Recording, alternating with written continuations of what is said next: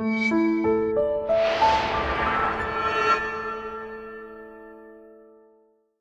everyone, I'm Captain Logan, and today I am sitting down to chat a little bit with Peter Wacks. How you doing, Peter?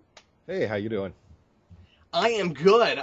Peter is the editor at Wordfire Press, and he works closely with Kevin J. Anderson, who I got to sit down and talk with at Planet Comic Con. Kevin was awesome, man. He spent a whole 20 minutes with me just talking about Last Days of Krypton, which is one of my very, very favorite books, and it was great. We were just chatting about Superman. That sounds like Kevin. He is a spectacular guy. I love working with him.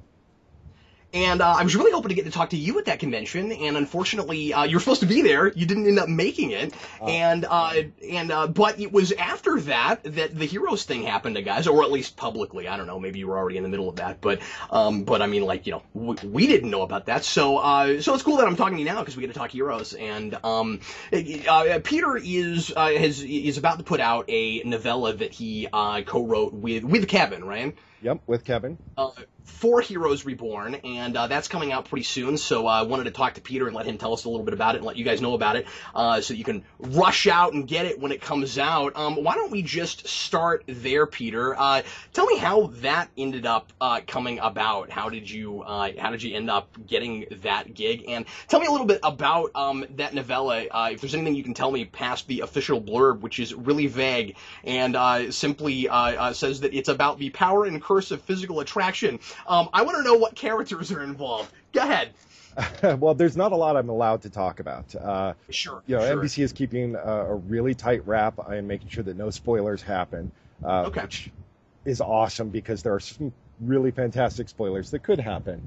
Oh, great. Good. But the way that it came about was just Kevin and I have written together before. We worked on short story that's in Fiction River called Change of Mind. We're working on adapting that into a novel as well. There is one other project that I have worked on with him that we don't really talk about, but because my name's not on it. But it is the one time he has done something like that, and it was kind of his test for me to see whether or not he could write with me. And it turns out that we are very complimentary. Like, I love what he does to my writing and vice versa. And that's great. Yeah, it is fantastic. But with Navigators of Dune and the next Seven Sons book on the horizon, he's had a really, really busy summer, especially with all the appearances. So when the Heroes thing came in, he just kind of perked up and he went, "Hey, Peter, you're a fan of Heroes, right?" And I was like, "Oh God, yes, I love Heroes." So he said, "You want to write this with me? Shoot me over, your big awesome bio, the one that you don't use very awesome, and I'll forward it to NBC, and we'll see whether or not they say yes." About 12 hours later, we got the green light to bring me on board to the project, and it was just like, "Oh my God, this is awesome! I love this universe. Please tell me I'm going to get to write Hiro Nakamura," and I'm not going to. Oh, okay. So you can at least say that you don't get to write. Well, that's unfortunate. Yeah, I have not yet gotten to write Hero, but well, you may not be able to answer this question, and I mean, I won't push it. You can't talk about things, but can you at least say if there will be anybody who appears that we've heard of? Okay. It is an original story. It is the one of the 6 that is a truly original story designed to expand the universe. Great. We do answer a question that the show hasn't asked, but that I've seen some of the fans ask about the time between Series 1 and Series 2. Okay. It is. I really enjoyed getting to design the things that I did, especially getting to work with new characters and come up with some new powers. That was fun. We did come up with a power that has not been referenced on any show or in any comic that I could find. Oh, that's impressive. That was fun. Yeah, and they get bizarre in Heroes. Yeah, I mean they like to come up with. Remember season 4 with the music thing? I was like, I don't think I've seen that. Yeah, that was different. It was really brilliant. Long Way from Home. It's actually. Right now, the working title is Long Way from Home, not Nobody. That shifted right as the announcement was being made. So you guys kind of caught an artifact on the back end. It's like, okay, well. The power of physical attraction. There are a couple of characters in it that do have that. That is accurate, although definitely not what the story is fully about. Okay, cool. And trying to think of what else I can say. Yeah, well, fair enough. You will see someone from Heroes Reborn in it. Okay. Yeah, I think I'm pretty safe with that statement. Do you think moving forward, because I mean, my big question with your, we're 5 episodes in, it's all, like, we're almost at the halfway point. The viewership isn't terrible, but it's not great. I obviously, like a lot of people, I'm wondering if it's gonna get renewed and continue. I'm assuming that the way they're bringing this brand back, that they really want to keep going with it, that it's not just a miniseries. I would say that's a safe assumption.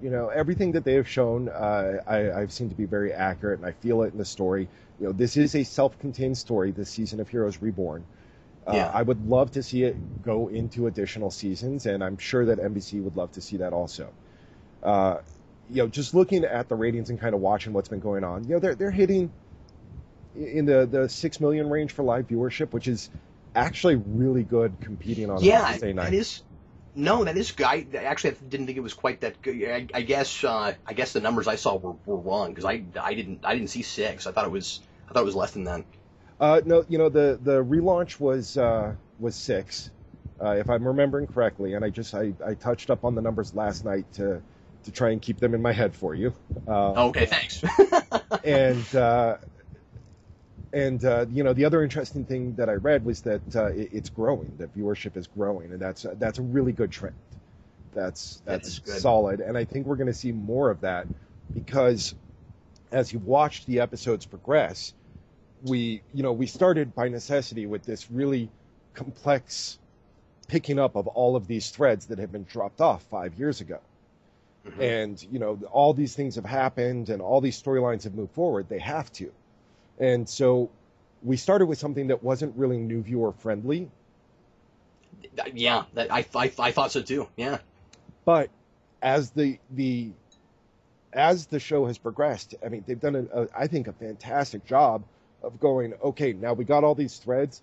Now let's focus on the characters and show who everybody is. And that tagline of "Be the Extraordinary," came mm-hmm. back into play, and we're starting to see that struggle again. And to me, that was the essence of Heroes, was ordinary people who were forced to become the extraordinary. And I think that we're starting to really get that traction, and that it's going to solidify. Well, and of course, a lot harder in a world where they're not considered ordinary anymore and aren't allowed to be ordinary, even if they want to be, because they have to register and all of that. One thing that I was really glad we finally got this week was finally delving into what the rules are with the what the laws are and everything. Because when the kid that does the what's his name, Tommy, with the portals, when he got picked up the end of the last episode, I was like, so, like, are they just going around and picking up the Evos? I thought there were, like, laws of it. I didn't get that. And then this week they finally show you what happens when you know that, and I was like, I mean, I wish we'd gotten that earlier, but it's more interesting now, because with the initial premise, I thought what you want to do is follow somebody that everybody knows is an Evo. What happens to them when they're right in a world where everybody's kind of against them. Well, we've seen the laws in America, but think about that opening episode. Think about what the laws must be like in China and in other that's countries. A great point. There's definitely a global picture that can be painted. Yeah. It's really interesting seeing Heroes come back during what I've been calling the superhero TV renaissance.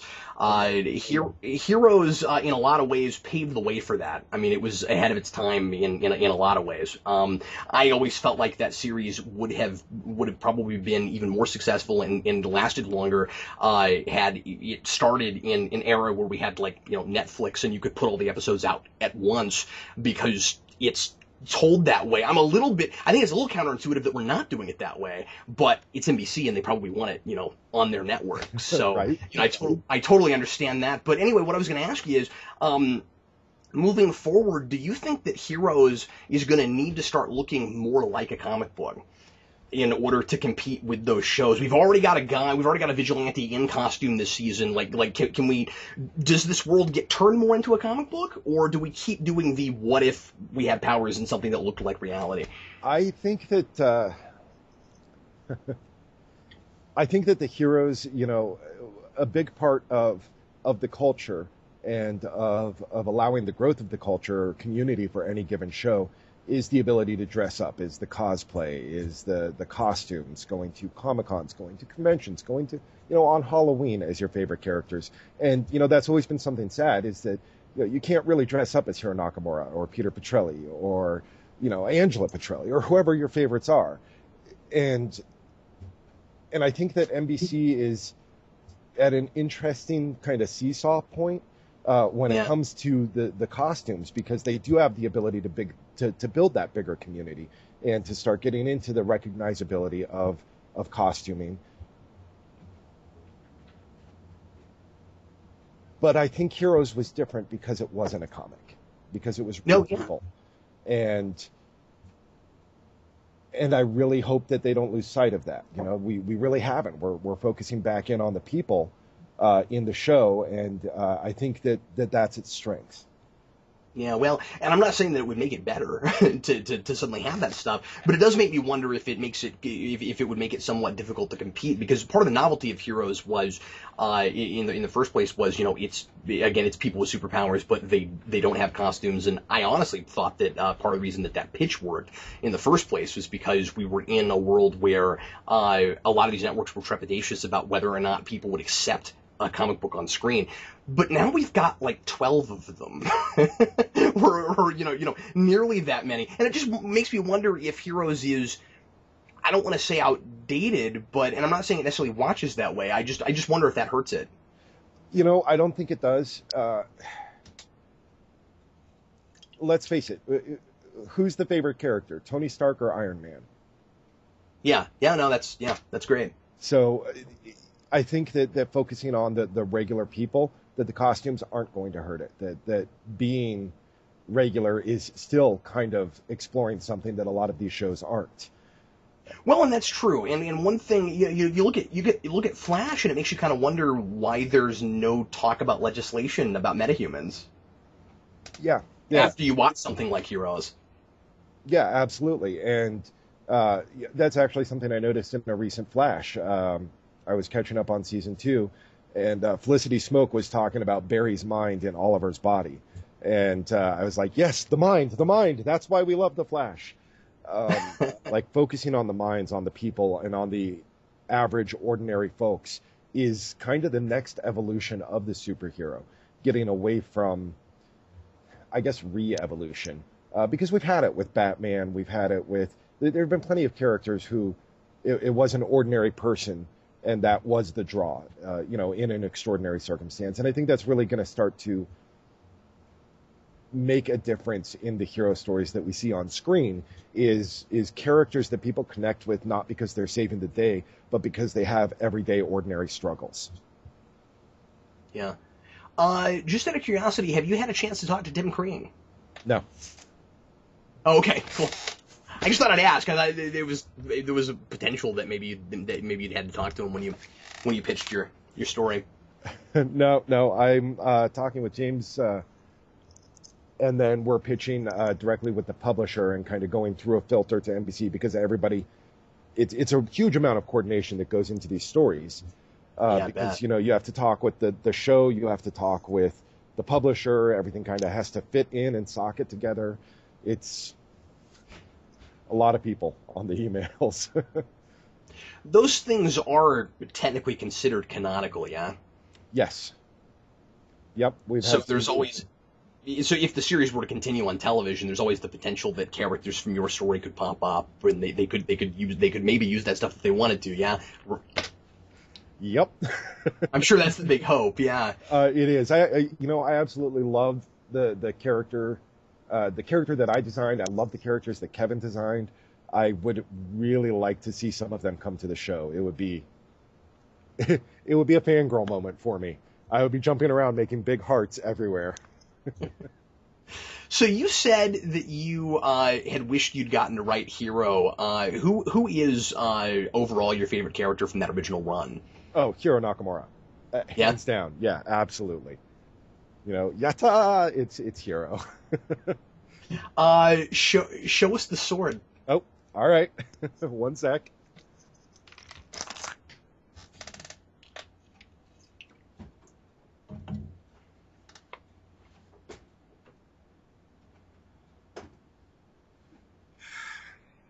That's awesome.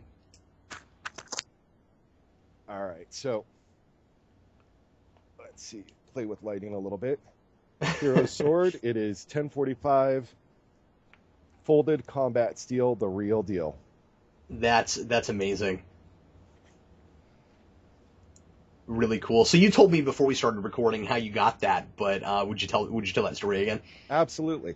I was at Dragon Con, and right across from the Wordfire Press booth was this amazing guy who had all sorts of swords and weapons that he had crafted, and I guess he had something to do with the creation of the different swords for Hero in the show, and he got a license to make actual high grade, combat ready, just amazing additional sets of the sword. They're props. I hesitate to call them, showpieces, because they're not. They're props. They're ready to go. And he found out that I had written the novella with Kevin, and he gave it to me at cost. It was an amazing find, and it's been my muse. I like to lean it next to the chair when I was working on the edits and rewrites. It was, yeah. That's really cool. So tell me how those novellas are coming. Are they all coming out separately? Because I know there's like several, right? There are 6 of them. Each of them exposes a different piece of the universe, and I believe 2 are out right now, and they come out every few weeks. Ours comes out, I've seen 2 dates, November 20th and December 4th, but it'll be right around the beginning of December is when Long Way From Home comes out. Okay. And yeah, there's 2 that are out. The other 4 are all available for pre-order. So, shameless self-promotion plug. Swing by your favorite retailer, pick up the ebook. No, absolutely. That's why we're here. And I believe that early next year, there are plans to potentially produce a bound physical volume that has all 6 of the novellas in it. Okay, cool. As I said earlier, I just think it's really interesting that they're spreading the extra merchandising stuff out as far as they are, considering that they're practically halfway through the series. Like I said, that tells me they're really hoping to keep it going, because they would have front loaded all of that. I would have guessed in the first place. Like they've got video games coming out now, and they've got I think Comixology just released a couple of number 1s this week. Yep. I haven't gotten a hold of this yet, because they're mostly I review print comics, and they haven't put those out in the stores yet. But well, it's I know that some of the stuff that's spreading out, some of the storylines, because I have read some of the other novellas. I actually worked with a couple of the other authors on the novellas to make sure that continuity was contained. So, yeah. like, for instance, there is a character in Long Way From Home that directly quotes and references something that happens in Save the Cheerleader, Destroy the World, written by Keith DeCandido. And so, we wanted to make sure that those pieces fit together, and that there's not just broadcast Easter eggs, but also Easter eggs out into the other books. Okay, that makes sense. And now that I'm thinking about it, I bet what you were thinking is, well, we couldn't front load it because we'd give away stuff for the rest of the season. Absolutely. Yeah. There are some teasers and spoilers in there. Yeah. Okay, so I'm just curious. Obviously, you have to know the whole series so that you can work on your novella. Have you gotten to see it all, or did you just read scripts? Just read the scripts. Oh, okay. So you've not seen all the episodes. Yeah. No, what I've seen are the first 5 episodes, and same as everybody else. Even though I have read each of the episodes, it's really cool to get to actually see it there on. Oh, I bet. Yeah. Well, and I mean, like, when you're when you're taking a script and you're translating it to screen, I mean, like, you know, you've got interpretation and stuff. Like, did things ever watch? These things interest me in a way they might not anybody else. But when you see that translated, when you read the scripts, are you ever like, oh, that's not how I imagined it. I interpreted that differently.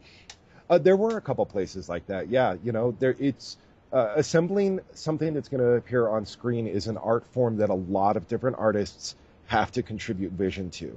So, oh, yeah. You know, what you see in a script, you're going to interpret one way, but you know, if it's a solid script, which these ones are amazing, you're not going to be marionetting the actors. So you're going to see their portrayal, and it might be different emotive qualities than you thought of. You know, what the director chooses for the camera angles and the shots, all of those things kind of come together. So absolutely, I envision some things different ways, but I'm loving what I'm seeing. That's one of the fun things about getting to go and see the actual final episode after having read it, why it doesn't feel like it's already been told for me.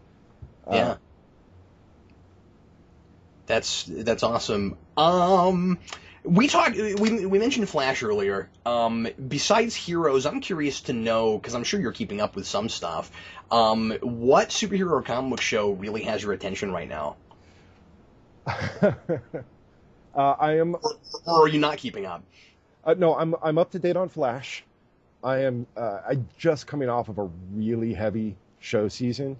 Oh, sure. Or show couple of seasons, and so I'm behind on a bunch of stuff. But I have, you know, Heroes is actually one that I go back and rewatch. But I'm up to date on Flash. I'm getting caught up on Arrow. Sad that Alphas is gone. I have Gotham queued. I have the Tomorrow People queued. So there are a couple that I'm looking forward to watching, but I'm not up to date on them yet. It's kind of one of those things where when I watch something for the first time, it kind of catches my attention. So with my writing schedule, I don't get to watch a lot of things for the first time. I usually just have to play repeats and rewatch stuff in the background. But I'm excited to get caught up. And of course, you know, the Marvel verse. I'm through 2/3 of season 2 of Agents of S.H.I.E.L.D. I'm behind on the movies. I need to get caught up and go watch Ant-Man. But oh, okay. I love it all. I really do. I love it all. You know, I grew up. I started collecting the X-Men when I was 7 years old, and wow. I've always loved Heroes, and the idea of who the people behind the masks were has always, since I was a kid, kind of caught my attention. That was one of the reasons that I loved the X-Men so much, was because, you know, back in the late 80s, mid to late 80s, if it came to personal stories, I would say that back then, X-Men, hands down, no other comic could touch the personal relationships between the heroes behind the fights that were going on. Oh yeah, I mean, Chris Claremont was writing a soap opera in the best sense of the term. Yeah. Yeah, exactly. It was like the days of our super lives. What do you think about where X-Men's been going lately, movie wise? Did you see Days of Future Past? I saw Days of Future Past. You know, I think it's solid to reboot and step back in the universe. Oh yeah, me too. It was starting to turn into less of a hero series and more of a just raw science fiction. And, you know, I like the superhero flavor. I like the almost ordinary world, with the sci-fi being the secret. Yeah. Yeah, fair enough. I mean, I'm a big sci-fi guy, so I love that stuff, but I totally get where you're coming from. But yeah, I mean, like, sorry, what were you saying? I was going to say, don't get me wrong, I'm a huge sci-fi guy. But to me, that's one of the charms of the hero, is that it is a compartmentalized piece. Yeah. You know, and that it's not so science fiction. I would have no problems with, like, Heroes in 2190. But to me, that was the level that X-Men was starting to get to, was you know, that level of future tech. And if I'm going to watch a series that, you know, I don't want to start off in this time frame, this set of rules, and have it change so completely on me. Kind of rigid about my rules. Well, one thing I've really appreciated about the X-Men films, especially more recently, and with with Bryan Singer coming back, is that we take those powers and we use them to really enhance and reflect who people are. So I mean, like there's some really emotional stuff with Professor X in Days of Future Past because of his inability to use his powers and why that is, and his insecurities and getting his mojo back, and all that stuff resonated with me a lot. So we're using the science fiction to bring out that character stuff and make it a real character study. Absolutely, and that's another thing that I appreciated about the Days of Future Past is that it reset the rules. It brought the technology back, so now I have a different set of rules that I can appreciate. And I know I was talking all about character earlier. Now I'm stuck on rules. I gotta have it all. I really do.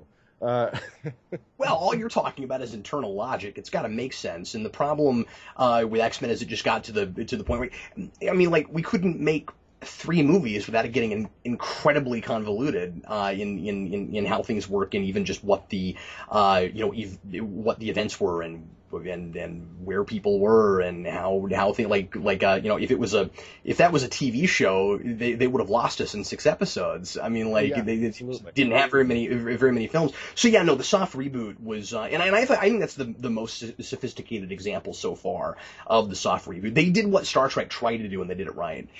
Yeah, they really did. So, yeah, can't wait to see what's coming. Anyway, let's talk a little bit about your next full-length book in the superhero realm. You've got a lot of superhero stuff going on right now, and you have a new book coming out called Villainy that I would like to hear about because it sounds fascinating. It's shopping right now. We have a couple offers on the table, but we haven't... I'm sorry, I did not know that. Misinformation, excuse me. No, that's okay. We're deciding where we want its home to be. And when I say we, I co-authored this series with Stephen L. Sears, who is the former co-executive producer and one of the writers for Xena Warrior Princess. Ah, cool. Yeah, and he is an amazing storyteller, great character writer, and I adore getting to write with him. I'd love to chat with him at some point because I grew up on Xena. That was one of my big shows when I was a kid. Well, we'll talk after. Oh this. Yeah, no, absolutely, yeah. No, I forgot about that. Because I had heard he was involved, and I was like, oh yeah, that was a fun show. It was a great show. But Villainy is the story of Annie Oakley, a 21-year-old girl who's on about a dozen different mood-altering medications, and she lives in a world where heroes are real and villains are real. And they are so real and so just part of everyday culture that they are all sponsored by corporations. There's a mandate oversight commission in Congress so that the Superfund insurance can be, protected and legislated to make sure that property that gets damaged is reimbursed and things like that. And it's just, it's gone the way of NASCAR in entertainment almost, these hero versus villain fights. And she's 21. She's studying for a test that she can't possibly pass, having fought her way to try and get some control of her life through her schooling. And her life gets destroyed by getting caught in between a hero and a villain. And even though she is an everyday, ordinary person, she decides that it's time for somebody to fight back against the entire system, both the heroes and the villains, because somebody has to stand up for the normal people. And so it's her story, the story of Villainy. Sounds really interesting. I mean, like, the more I see stories that take superheroes and make them political, in our really politically charged kind of world. And what I feel like, if we had superpowers, that's how it would go, right? You couldn't have people running around being able to do these things and we not have laws in the books about it. And then what does that do to people? And then of course, putting the corporate thing in there makes perfect sense too, because those are the obviously the two big structures that kind of rule us are corporate and government. And I mean, what you described reminds me a little bit. It's not anything like the same thing, but it reminds me a little bit of what Peter David did with Spider-Man 2099.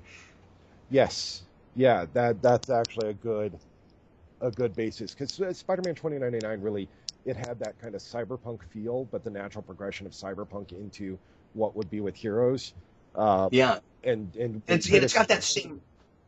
Sorry, it's got that same notion that that you'd have a corporation that sponsors superheroes and uses them, and so are they really superheroes anymore because they're not working for the common good? They're working for the bottom line. Yeah, absolutely, and that's what we really focused in on, and how nepotistic and narcissistic society would become if you had these people with powers, these champions, who wanted to make sure that in this fight with this villain, we need to have a truck in the background that carries this product logo, and that's really interesting. So they're basically making movies before they're like helping people. I don't want to spoil too much, but there is some of that going on. Yes. Yeah, that's really cool. Okay, so I got to ask you, how challenging is it to take a genre like that has historically been really visually driven and do it in prose? Because superhero prose is a thing, and there's a lot of it. But do you find it how does it change how you write description and things like that? Because you don't have those, it's a really flashy medium. You don't have all that art to, fall back on. I got a lot of practice with it in a couple of ways. Cyberpunk CCG, I was the lead designer and storyline writer for that collectible card game. And so a lot of the stories that I wrote to support that universe, you get into something like Cyberpunk, there's heavy action. People. And I practiced, almost 15 years ago, when that was out, writing that style. And then my book, with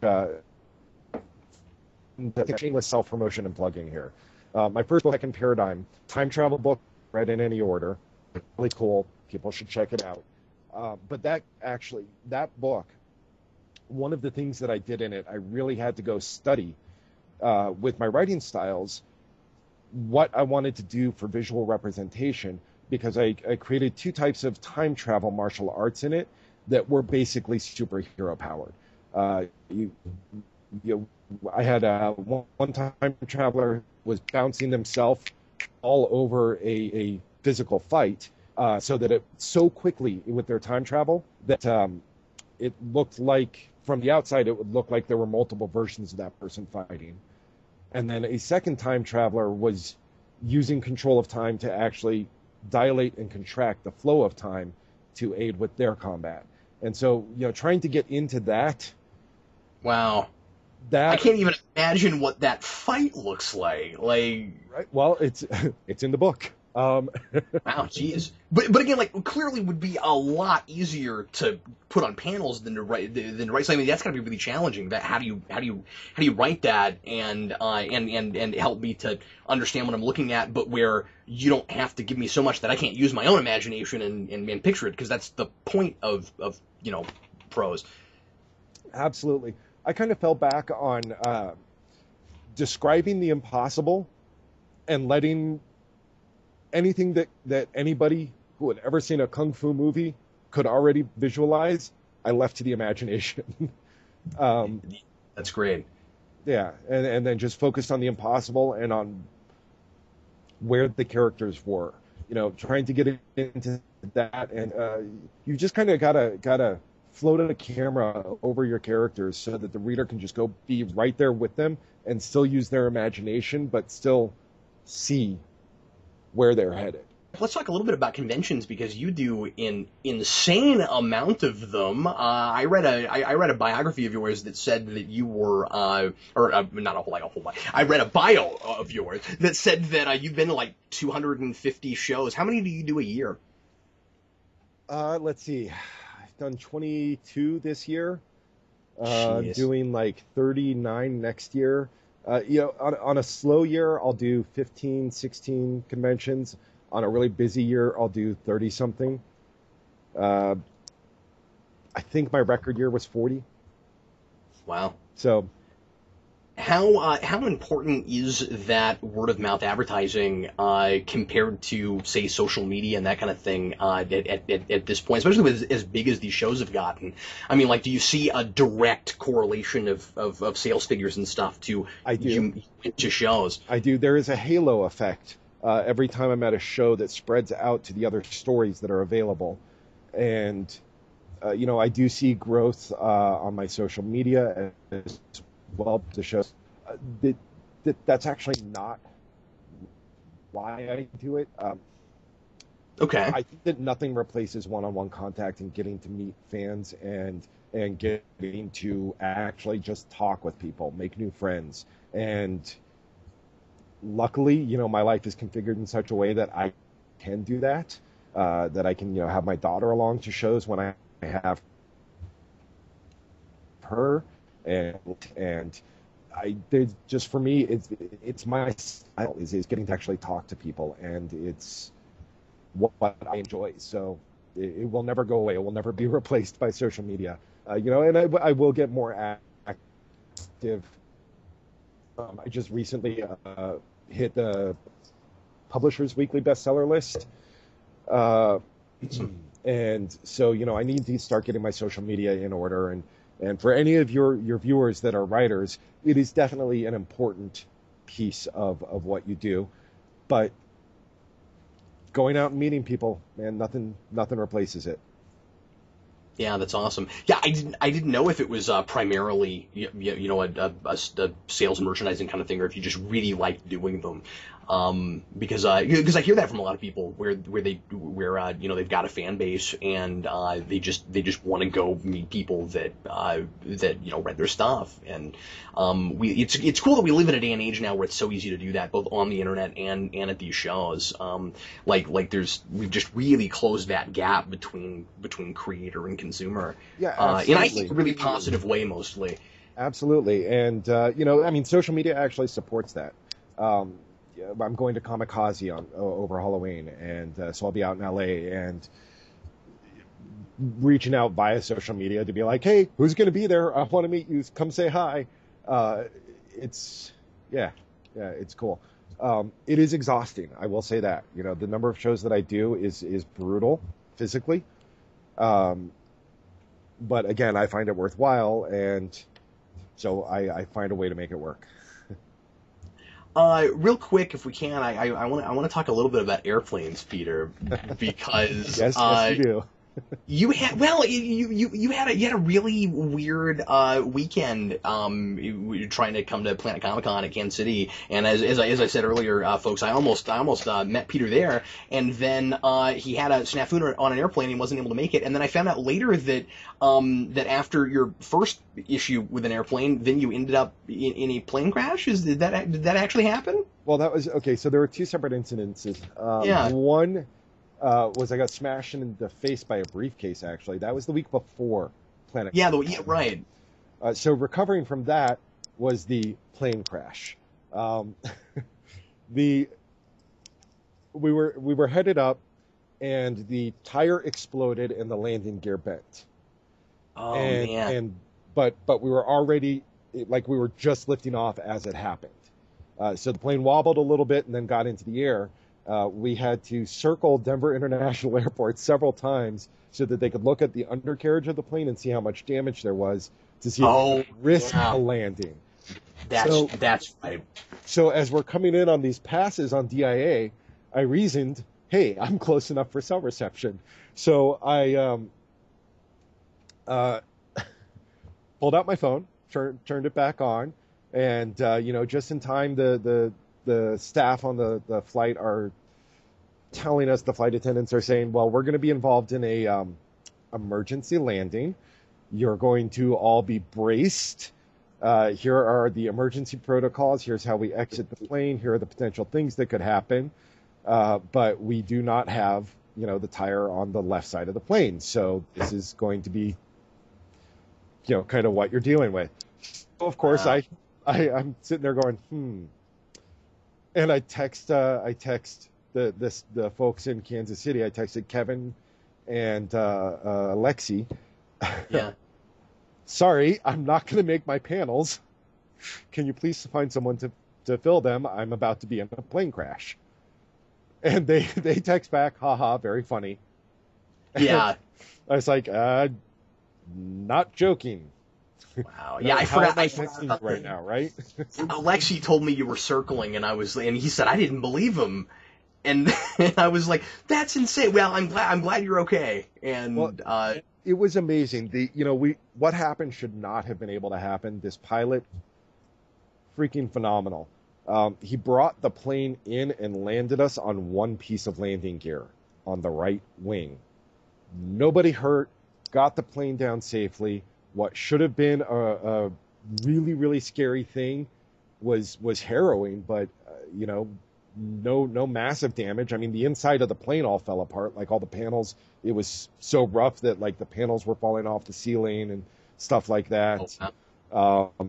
And then there were firemen and emergency and EMTs and everything like that were on site. But other than everybody going, "Oh my God, what just happened?" Nobody was actually hurt. So it was yeah. Scary but incredible. It's just that's amazing. Everybody's got an anti-bucket list, the things you never want in your life. And yeah. I guess I just kind of got to crash, the check plane crash off of that list. Well, I don't know. Sorry, I just couldn't help but ask. That's a remarkable story that you had to deal with something like that. It was crazy, but I'm glad that the pilot was as amazing as he was. Well, Peter, I'm hoping that next time you're supposed to be in Kansas City, in my neck of the woods, you actually get to, land your airplane, and then I get to see you in person. I was just going to drive. You're just going to drive.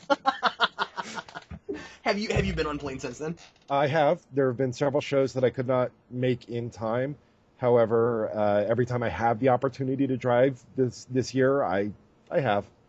Yeah, I totally understand that. Well, Peter, I am really excited about your novella, and I will definitely pick that up and try to review it. And I'm also really excited about Villainy. It sounds really cool. I've not read nearly enough superhero prose. I think it's I'm fixated on this. It's such a fascinating idea to do this thing that is usually really visual and put it in my head and let me fill the gaps in.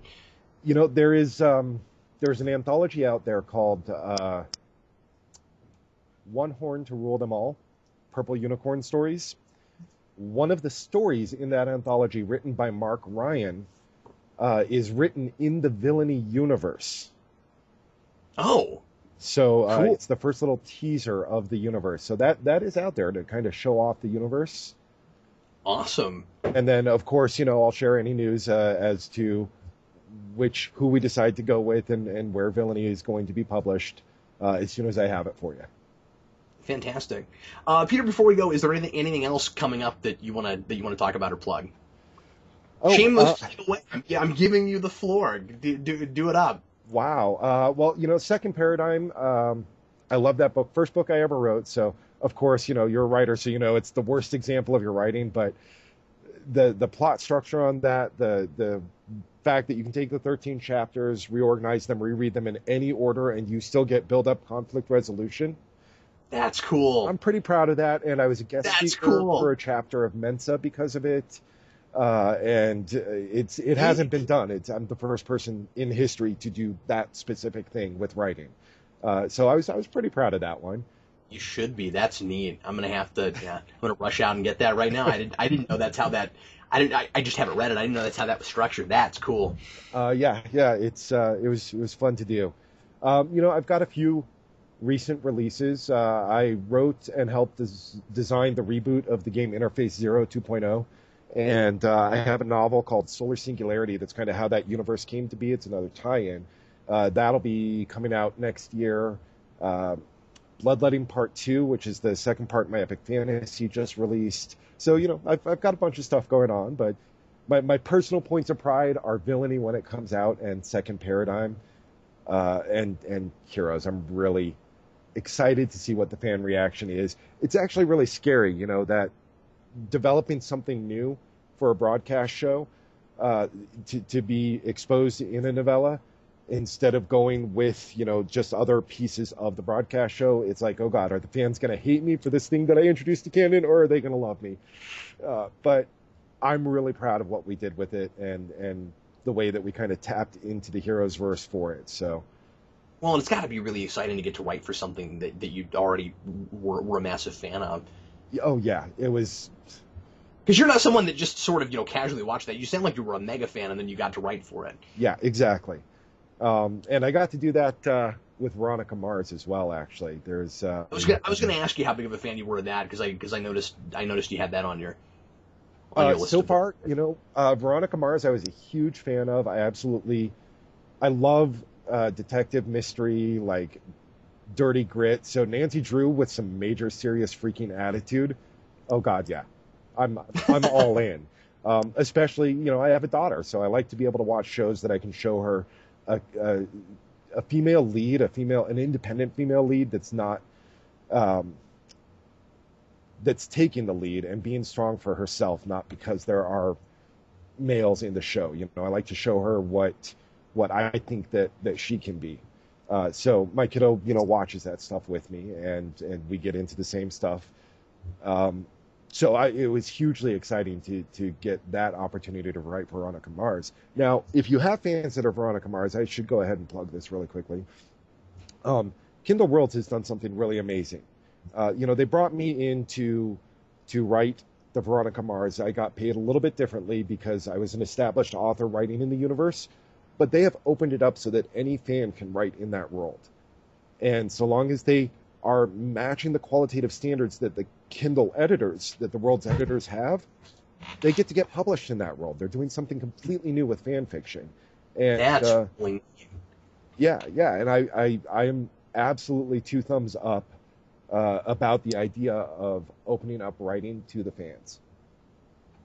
Yeah, that reminds me a little, and obviously what you're describing is much looser, and probably a lot more people get to be involved. But I mean, like, a precursor to that is what Pocket Books was doing with Star Trek back in the 90s. Yeah, because exactly. they had an open solicitation kind of scheme, which is really unusual. I mean, you usually don't see a house that big that takes unsolicited manuscripts, but they would take anything and look at it, and as long as it wasn't trying to do like crazy universe breaking things, they would consider it. They had like a 12, 15 item list of things that you were allowed to do or not do, and that was so you just reminded me of that. It's like that's where we've gotten to. We're like it's just like fan films, right? We're like there's this weird blend now, or like this blurred line now of like what counts as professional and what counts as independent. And I mean it's an exciting time that we live in. It really is, and the way that IPs are opening up, and the way that franchises are opening up, and the things that we're getting to do as creators,